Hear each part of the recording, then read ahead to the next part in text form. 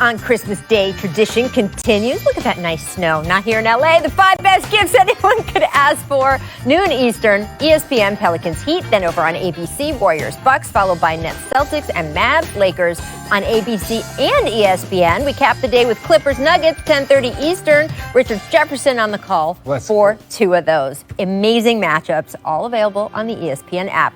All right, guys, I sat down recently with one of the headliners of our Christmas Day quintuple header, Luka Doncic. Asked him about being the MVP frontrunner in Vegas, only his 3rd year in the league, and his expectations for the Mavs this season. Check it. God rest ye merry gentlemen. God rest ye merry. Doncic looking for that dagger. Gorgeous move from Luka Doncic. What can he do? Luka, this is your first Christmas Day game in the NBA. What are you looking forward to about it? Oh, yeah, very excited. This is my first one, and we play the champions. That's why I'm excited too. So it's going to be a fun day, fun game, and a lot of people are going to be watching. So I hope that it's going to be a great game. Do you have a favorite Christmas memory from growing up? When you were a little kid, the presents you got, I think that was my favorite part in the morning. So I couldn't sleep. This historic 2020 NBA championship belongs to the Los Angeles Lakers.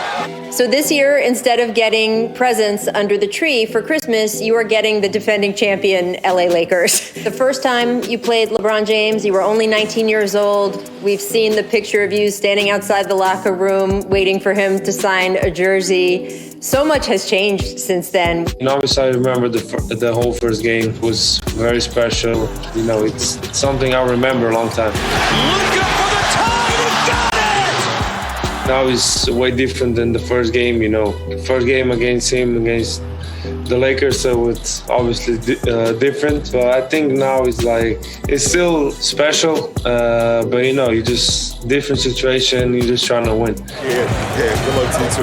Yeah, well, keep getting better. LeBron recently made an interesting revelation about you. Take a listen. Luka is one of my favorite players in the NBA today.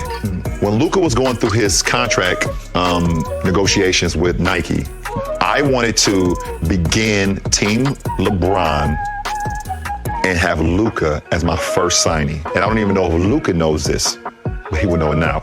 I want him to be my first guy because I just love what he stands for. I love everything about him. A couple of my friends sent me that. When I saw the video, that was the time I learned about that he wanted to do a LeBron team and be the first signing. So I didn't know it before. So they say this is pretty special. He's got to get new brakes on the car after that step back by Luka. You have one of the greatest to ever play the game fawning over you. You have shoe companies fighting over you. You have the Mavericks team built around you. You never seem to show the pressure that all of that brings. How do you manage that? I mean, as I always say, there's been pressure since I was a little kid. I don't know, but I think I learned through the road when I've been since Madrid. I mean, as a little kid, I had pressure, I think. So I think you just grow there. You learn game by game, practice by practice. No face, no case. You recently won a bet with one of your teammates, Jalen Brunson, over a video game challenge you guys had. Can you please explain to America what happened? So we played FIFA. The bet was if he loses, he gotta wear a Cowboy jersey because he's an Eagles fan, It wasn't just that you made him wear a Cowboys jersey. Luka, what did the nameplate on the back of the jersey say? Luka's son. I had to put some fun in it, make me proud. What a performance. That's legendary stuff right there. Doncic pulls up, three-pointer. Bang! Doncic wins the game at the buzzer! You were phenomenal in the bubble. In the playoffs against the Clippers, you had that double overtime 43-point masterpiece. But you guys still lost the series. What did you take away from that? It was my first playoff series. Fun basketball, a lot of emotions. I'm proud of what we did back there.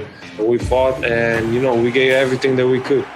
Luka Doncic is going to win the MVP. He will be the undisputed best player on that team. You and I have talked about the fact that you want to win MVP. It's one of your goals. Las Vegas odds makers have said you are actually the favorite to win MVP this year. Do you think that you can do it? I think I can do it, but that's not my first goal. Far from it. It's great to see that. My goal is always to win a championship. You know, that's, I think, not just mine, the whole organization goal. And, you know, hopefully some days we can achieve it. All right, up next on The Jump, Richard Jefferson, Robert Horry are going to make picks for each and every Christmas Day matchup. Thanks to Luka for alongside Richard Jefferson, and we are thrilled to welcome 7-time NBA champion, big shot Robert Horry to the Jump family this season as an analyst. That's a picture. He didn't want to go for 8, ladies and gentlemen. There you go. Robert, welcome. We love you've been here as a guest, but now you're officially part of the family. Yeah. Thank you. High fives, everybody. Finally, someone that's respected on set from a player standpoint. To balance you out. Yeah, 100%. That's really what's important for us. You guys just heard my conversation with Commissioner Adam Silver. We talked about the James Harden situation. Robert, what has been your reaction, my former Houston Rockets friend, to Harden's initial trade request and, frankly, his actions since then, which led to a $50,000 fine yesterday? You know, he's been very fortunate that the Rockets have sort of bent over backwards for all his requests, so he could be returned that favor. And he's going out and being, as like everyone's saying, unprofessional. And it's kind of disappointing in the sense that he doesn't realize that he's looked upon as a leader of this team.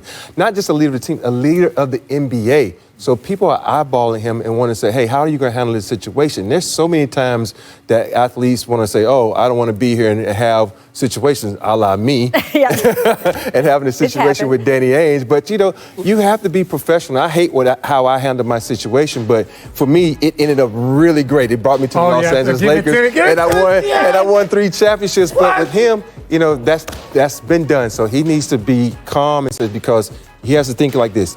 It's hard to trade me because I asked for the max contract. I'm making $40 million. And in this day and age, you just can't go where you want to go when you're making that much money. Yeah, no, look, that's a great point. And I'm so glad growing up in Phoenix, I'm glad that you're going to throw the towel throw. No, because look, we as players, every player down the line has done something that you're like, okay, that was a mistake. That was unprofessional. Myself included, everyone has. Like, that's just part of doing it for an extended period of time. But James is not helping himself. He's just not. I don't care what he says. I don't care what the beef is.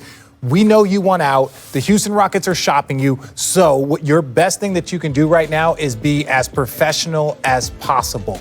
Or else it's going to take longer to get you out of there, right? Like, you don't have to be a model citizen for Houston, but you do have to be a model citizen as far as, like, how the league is viewing you to make this trade easier. Yeah, and look, I think his trade value is still going to be high enough. He's James Harden. Yeah. He's been top 5 in MVP the last 7 years.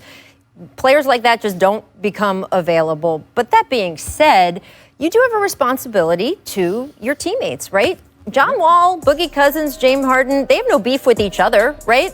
They like each other. They're friends. Yes. And at some point, you are making these 2 guys in particular who are finally getting back into the NBA after extremely grueling injury rehab not get off to the start they deserve, frankly. And I wish I could see a little bit more accountability between teammates. Just because you have special privileges as a superstar, but that's not. But that right there is not special privilege. Well, no, that is just being an ass. Like, that's just like what you're doing right there.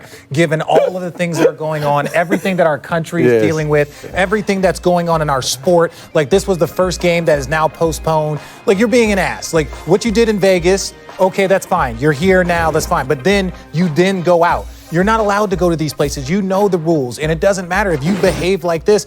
They're not going to allow this in Miami or in, Philly or any other place. So why do it now? All right. We will keep discussing. Up next, it's also, a make or miss league. We've got the videos to